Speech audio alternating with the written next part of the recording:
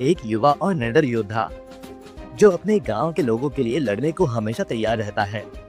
उसकी तीखी आंखें, मजबूत शरीर और अडिग हौसला उसे एक सच्चा योद्धा बनाते हैं। लेकिन गांव के लोग रहस्यमय तरीके से गायब हो रहे थे।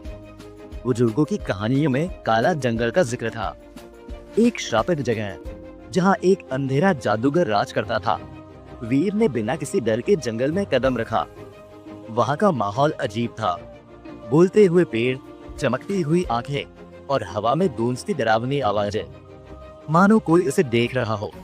अचानक एक विशालकाय जानवर उस पर झपटा, लेकिन वीर ने अपनी बुद्धि और ताकत से उसे मात दे दी।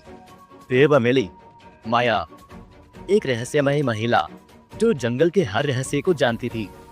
उसकी आंखों में कुछ ऐसा था जो वीर को बेचैन कर रहा था। माया ने बताया, इस जंगल का असली राजा जादूगर है। वह गांव के लोगों को बंदी बना रहा है, उनकी आत्माओं को चुराकर अपनी शक्ति बढ़ा रहा है। वीर को माया पर थोड़ा संदेह हुआ, पर उसने उसकी मदद लेने का फैसला किया। सफर आसान नहीं था, जादुई जाल, भटकाने वाले रास्ते और खतरनाक जीव, हर कदम पर मौत का साया था।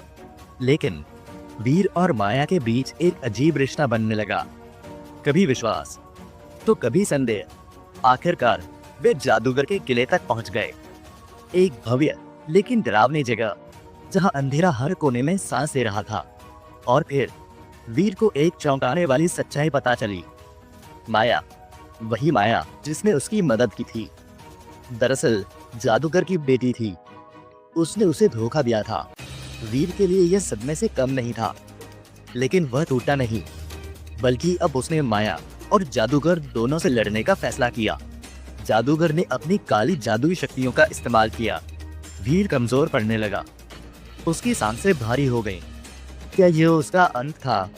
पर तभी माया बदली। उससे अपनी गलती का एहसास हुआ। उसने वीर की मदद करने का फैसला किया। अब वीर और माया एक साथ लड़े।